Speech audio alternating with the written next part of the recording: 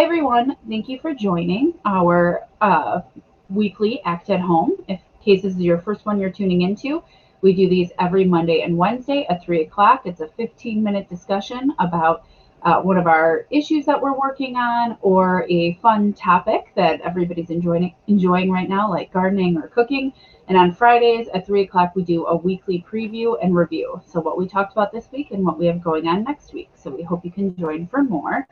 My name is Elizabeth Ward, and I am the chapter director for the statewide branch of Sierra Club, the John Muir chapter that is hosting these Act at Homes. Today, we will be talking about submitting comments to the Line 5 about the Line 5 pipeline. And I'm going to present my screen here quickly.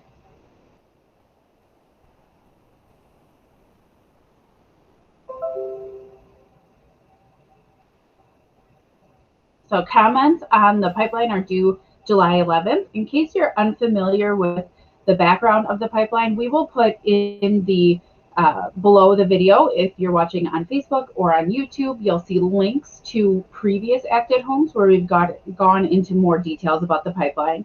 But this is the pipeline that goes from Superior to Sarnia, Ontario, that has a huge history of spilling. It's over 50 years old, and Enbridge is proposing to a reroute around the Bad River Reservation.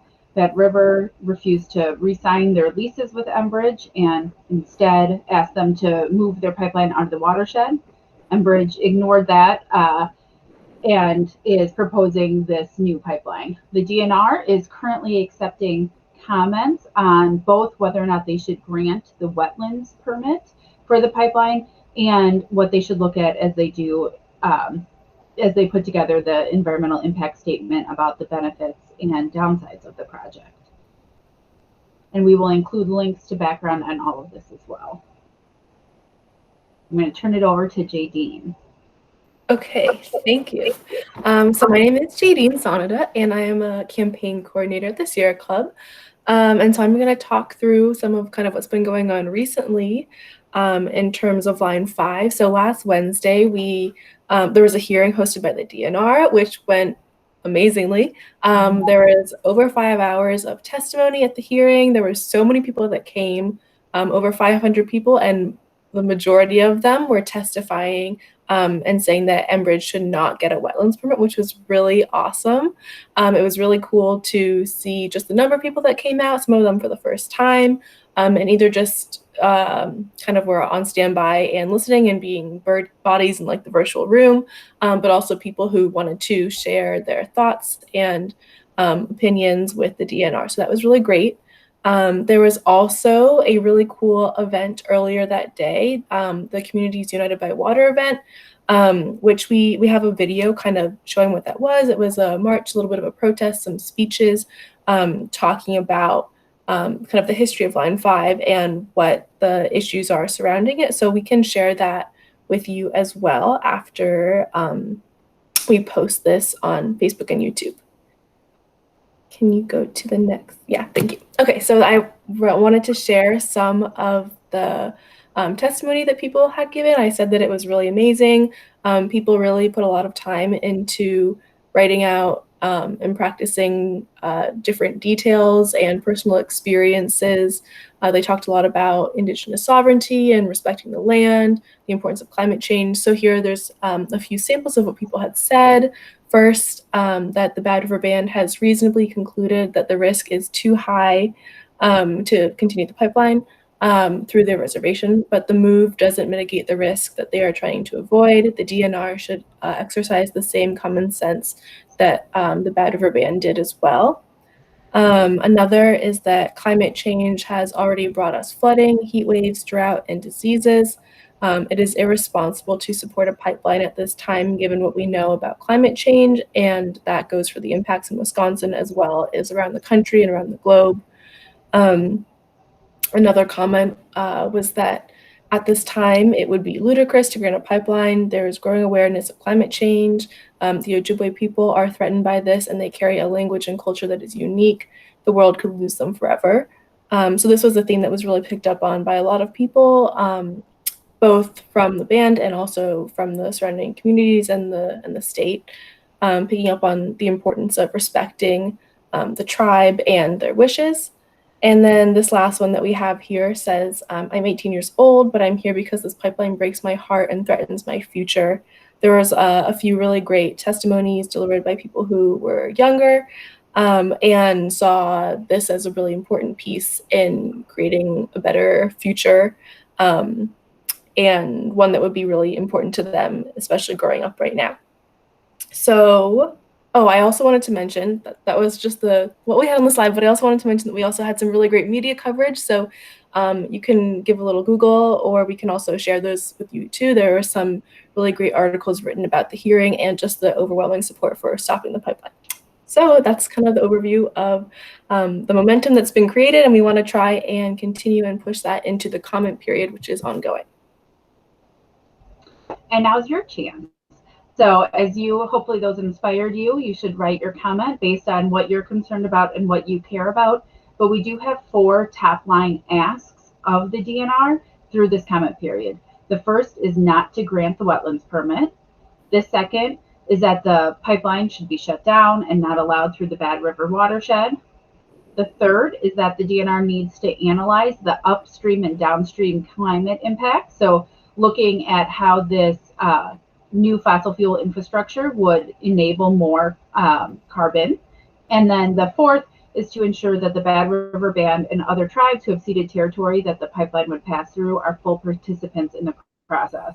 That should automatically happen, but it's no guarantee anymore, so we have to make sure to ask. So these are the 4 asks of the DNR, and we will also put these in the comments so you don't have to scribble to write them down. Okay, so we are going to outline now some different tips on how to comment and put that together.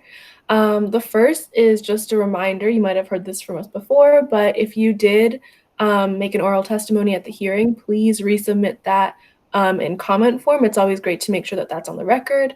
And you can include any other details that you didn't get to include since it was a shorter time period.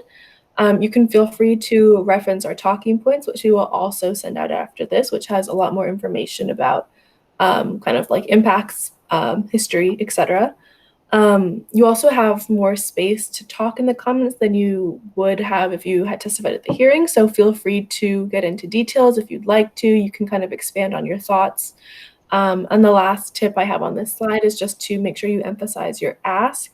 So that kind of refers back to what Elizabeth was talking about in the slide previous to this, but make sure it's really clear what you want the DNR to do, because that is the most important takeaway.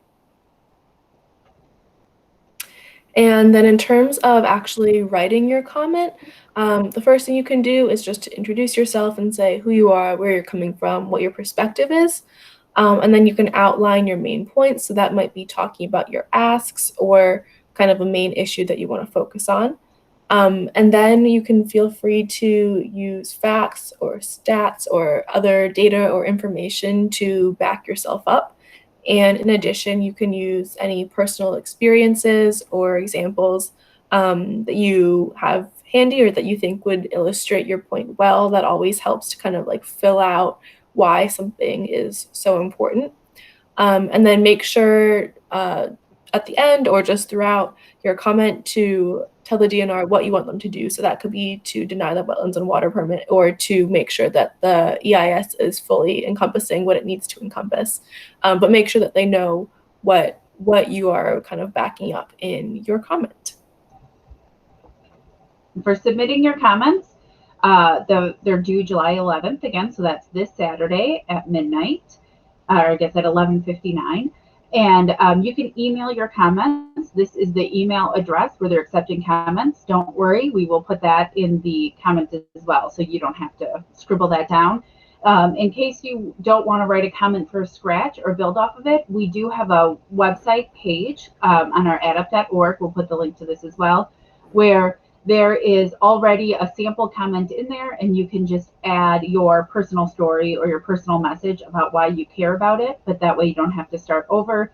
That includes all of the asks that we had from before. So if you go to the website, which we'll link, you can just type in your concern and hit send your message, fill in your personal information, and that'll get automatically sent to the DNR as well.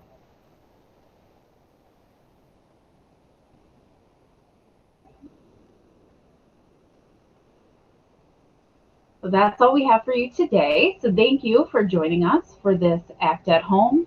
We hope submit any comments, message us if you have any questions or concerns, or if you want somebody to look over your comments. We're more than happy to do that. And we hope you can join us on Wednesday at our next Act at Home, which will be about the work we're doing around mining here in Wisconsin, highlighting a couple of the proposed mines that we're working on.